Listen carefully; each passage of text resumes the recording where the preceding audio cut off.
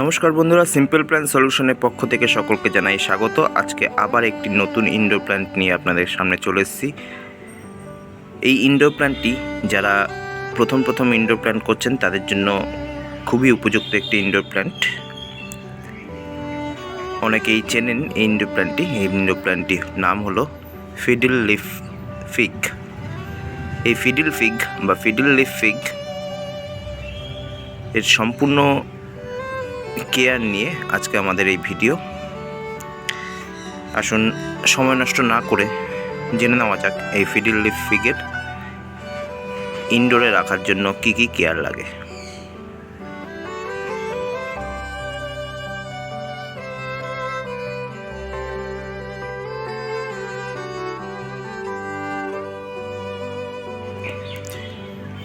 এই fiddle leaf fig ইনডোরে রাখার খুব উপযুক্ত একটি গাছ।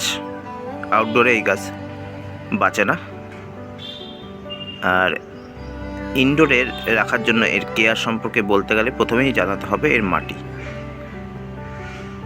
এর মাটি এমন মাটি হতে হবে যেটা একদম ঝুরঝুরে হয়, এর মধ্যে একদম জল যাতে না বসে থাকে, কিন্তু মাটিটা ময়েস্টও থাকে, একদম ড্রাই যেন না হয় মাটি। আবার একদম জল যেন না জমে থাকে, জল জমে থাকলেও এই গাছ মরবে, আবার একদম ড্রাই আউট হয়ে গেলেও এই গাছ মরবে।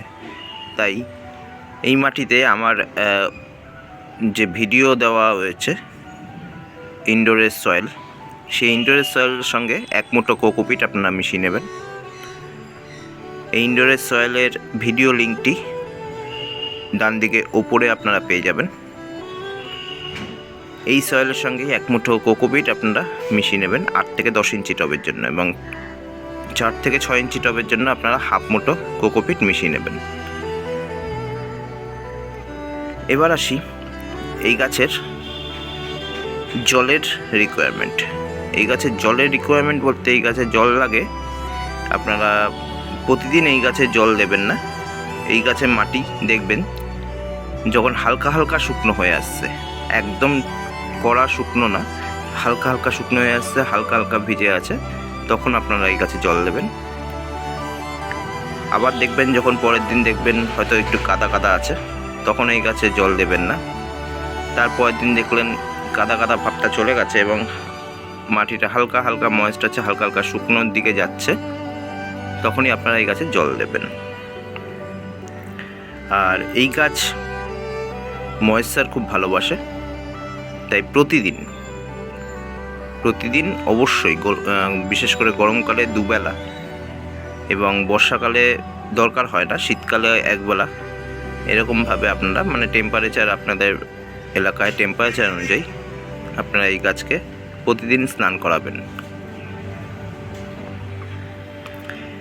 স্প্রেয়ার দিয়ে এই গাছকে স্নান করাতে পারেন বা ঝাঁঝরি দিয়েও আপনারা জল দিতে পারেন। যদি ঝাঁঝরি দিয়ে জল দেন তাহলে অবশ্যই মাটিটাও দেখে নেবেন যে অতিরিক্ত জল যাতে না হয়, আবার মাটিটা যেন ভিজে ভিজে থাকে।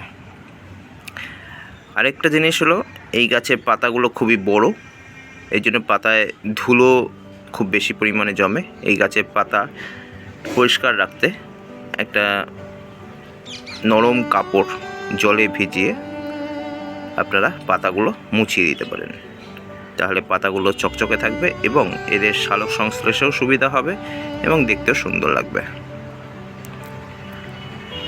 এবার আসি এই গাছ আপনারা কোথায় রাখবেন। এই গাছ আপনারা এমন জায়গায় রাখবেন যেখানে উজ্জ্বল আলো আসে। আবারও বলছি, উজ্জ্বল আলো আসে অবশ্যই, সেখানে রাখবেন। ডাইরেক্ট সানলাইট বা আউটডোরে আপনারা এই গাছে রাখবেন না। আউটডোরে রাখতে পারেন যেখানে ইনডাইরেক্ট সানলাইট পড়ে, একদম ডাইরেক্ট সানলাইট এর গায়ে লাগানো যাবে না, খুব কড়া তাপও এর গায়ে লাগানো যাবে না। তো এমন জায়গায় রাখবেন যে উজ্জ্বল আলো পায়, জানলার পাশে রাখতে পারেন। আর অন্ধকারে এই গাছ একদমই ভালো হবে না, ভালো করে গ্রো করবে না। আর ডাইরেক্ট সানলাইটে এই গাছের পাতাগুলি পুড়ে যাবে। তো এবার আসবো এই গাছে কি খাবার দেবো তার আগে বলে নিই, এই গাছে কোথায় রাখবো পার্টের মধ্যে একটা জিনিস মিসিং হয়ে গেছে, সেটা হলো এই গাছ বারবার জায়গা চেঞ্জ করা পছন্দ করে না। তো এই গাছ বারবার যাতে জায়গা চেঞ্জ না হয় এমন জায়গায় রাখবেন, কিন্তু আপনারা 15 থেকে 20 দিনে গাছটিকে এইভাবে ঘুরিয়ে দেবেন যাতে সূর্যের আলো সমানভাবে চারিদিকে পড়ে এবং গাছটা সমানভাবে চারিদিকে বাড়তে পারে। তো এবার আসি খাবারের ব্যাপার।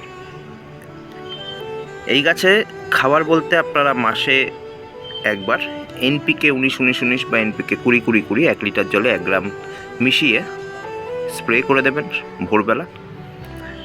আর 2 মাসে একবার আপনারা মাটিতে 4 থেকে 6 ইঞ্চির জন্য হাফ মুঠো এবং 8 থেকে 10 ইঞ্চির জন্য 1 মুঠো এই পরিমাণে আপনারা মিক্সচার এই গাছের মাটিতে দিতে পারেন। আর মাসে একবার আপনারা ভালো একটি সিউইড এই গাছে স্প্রে করে দেবেন এবং মাঝে মধ্যে আপনারা মাসে একবার করে এপসম সল্ট অবশ্যই এই গাছে স্প্রে করবেন 1 লিটার জলে 1 গ্রাম দিয়ে। এই গেল এই গাছে খাবারের ব্যবস্থাপনা। এবার আসবো এই গাছে রোগ পোকা এই সমস্ত। তো এই গাছের রোগ বলতে মেইনলি হলো জলের জন্য যে পচে যায় সেই রোগ এবং ফাঙ্গাস লাগা। তো আপনারা ভালো একটি ফাঙ্গিসাইড দিয়ে 7 থেকে 10 দিন অন্তর এই গাছে অবশ্যই স্প্রে করবেন এবং এই গাছে আপনারা নিম তেল 15 দিনে একবার 1 লিটার জলে 30 থেকে 40 ফোঁটা নিয়ে স্প্রে করবেন সন্ধ্যাবেলা, কিন্তু ফাঙ্গিসাইডটা যেন অবশ্যই স্প্রে করেন।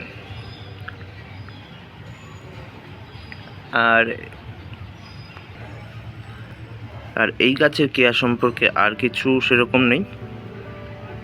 অতিরিক্ত জল বলতে একদম কাদা কাদা হলেই গাছের প্রবলেম হয়, নাহলে অন্যান্য ইনডোর গাছের মতন হালকা অতিরিক্ত জলেও খুব একটা প্রবলেম হয় না। সেই কারণেই এই গাছ যারা প্রথম করছেন ইনডোর গাছ তাদের জন্য খুবই উপযোগী একটি গাছ। আর এই গাছ যারা লম্বা গাছ পছন্দ করে তাদের জন্য খুব ভালো একটি গাছ। এই গাছটি অনেকটাই লম্বা হয়ে যায়, ঘরে রাখলে এই গাছ প্রায় 10 ফুট অবধিও লম্বা হয় এবং এই গাছ প্রায় 15 বছর অবধি ইনডোরে খুব সুন্দরভাবে বেঁচে থাকে।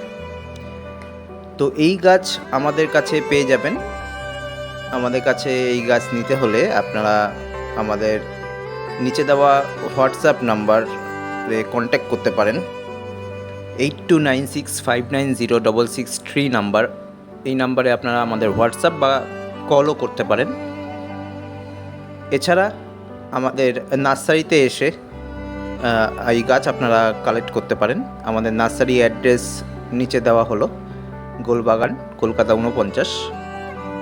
আপনারা ফোন বা হোয়াটসঅ্যাপ করে আমাদের সঙ্গে কন্ট্যাক্ট করে আপনারা আমাদের নার্সারিতে চলে আসতে পারেন, অথবা বাড়িতে বসে এই গাছ আমাদের অর্ডার করতে পারেন। অল ওভার কলকাতাতে বাইক ডেলিভারি এবং কলকাতার বাইরে কুরিয়ারের মাধ্যমে আমরা এই গাছ পাঠিয়ে দিই। আজ এই পর্যন্তই।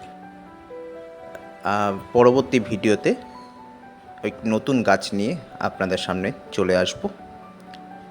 এই ভিডিওটি ভালো লেগে থাকলে লাইক করবেন, শেয়ার করবেন বন্ধুদের মাঝে, আর চ্যানেলটিতে নতুন হলে অবশ্যই সাবস্ক্রাইব করে বেল আইকনটি প্রেস করে রাখবেন। নতুন ভিডিও আসা পর্যন্ত সবাই সুস্থ থাকবেন, সবাই ভালো থাকবেন। নমস্কার।